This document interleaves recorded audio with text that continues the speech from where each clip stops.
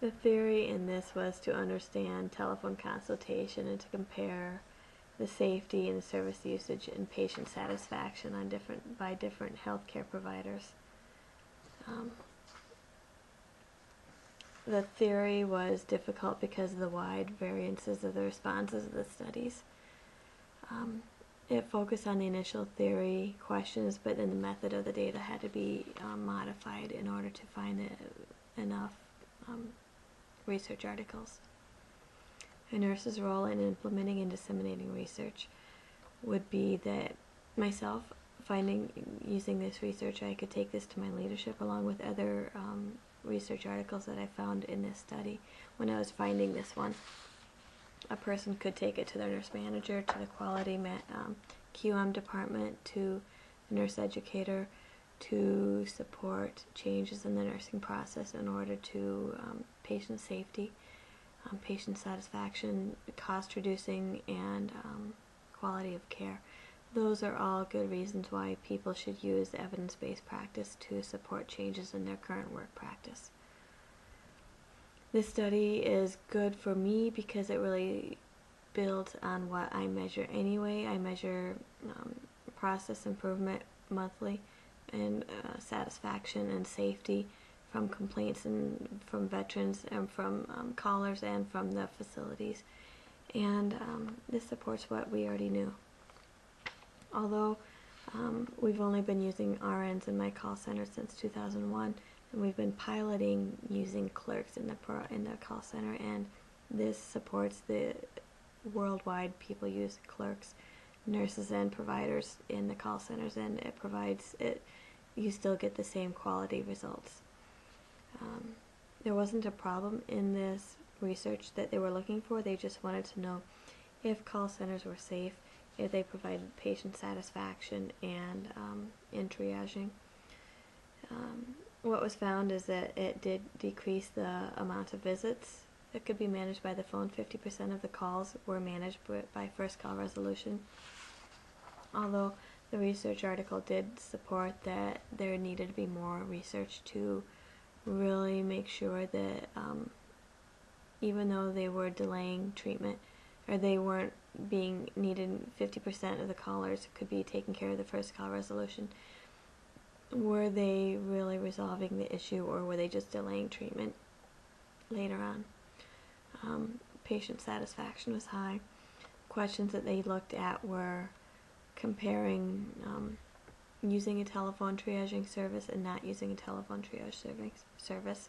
They looked at the types of people answering the phone call, if it was a provider, nurse, or a clerk. They looked at using computer-based algorithms versus not using computer-based algorithms, and they also used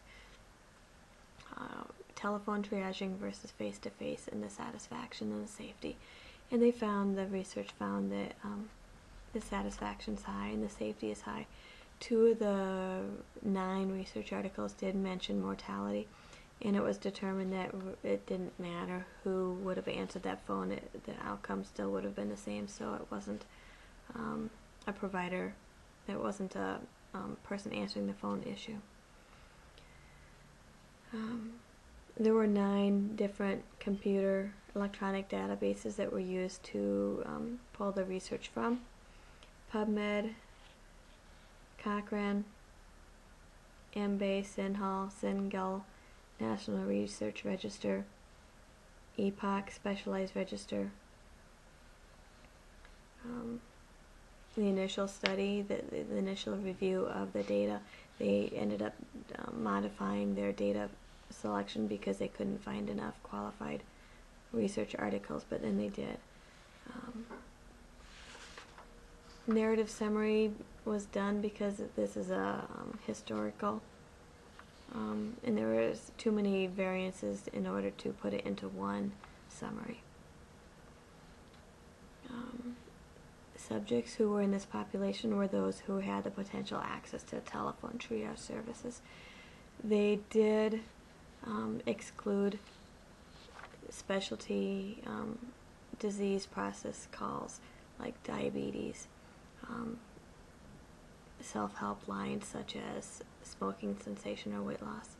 They excluded calls calls that were made or received that were part of the normal daily activity, clinics and whatnots. And they did exclude calls that did not specifically talk to the patient or specifically talk to the healthcare provider. There was a 95% confidence interval in this research, which made me feel good that this was something that was valid.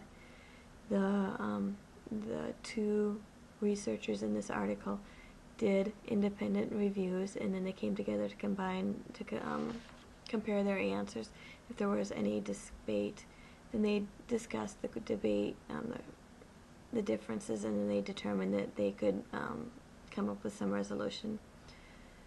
They had, if there was any questions, and they went to two of the authors from the previous 9 studies to get more data from them. And they used subject matter experts in the field of the study when they did their article. And that concludes my review research article critique presentation. I think it was a very good article. I think I'll be able to use this in my work, and I understand more how to read the research articles and look at it's more important to look at the references and whatnot. So I enjoyed this, and thank you very much.